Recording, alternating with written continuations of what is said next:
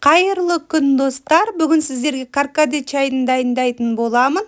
Қан қысымын реттейді және С витамині. Лимонды жақсылап жуып алып, содан соң бөліктерге бөліп турап аламыз. Және арықтауға көмектеседі.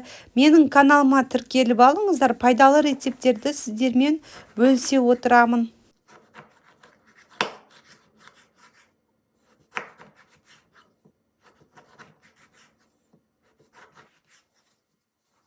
Енді апельсинімізді тазалап, турап аламыз.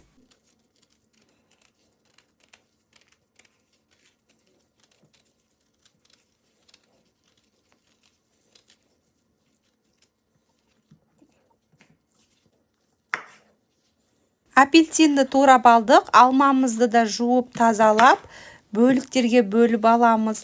Апельсин, лимон, алма қосатын боламыз. Сонда өте дәмді болады.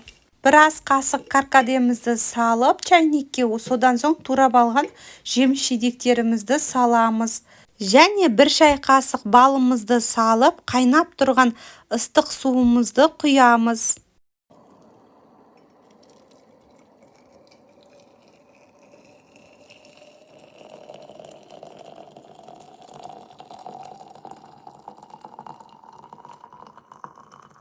Қайнаған ыстық суымызды құйдық. Енді бетін жауып 5 минутқа қалдырамыз. 5 минут өткеннен кейін жақсылап араластырамыз. Осымен біздің каркаде чайымыз дайын болды.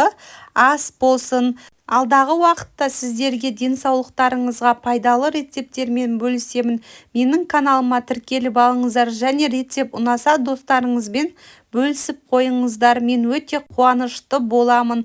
Ендігі бейнеде кездескенше сау саламатта болыңыздар. Сіздермен болған Жансая.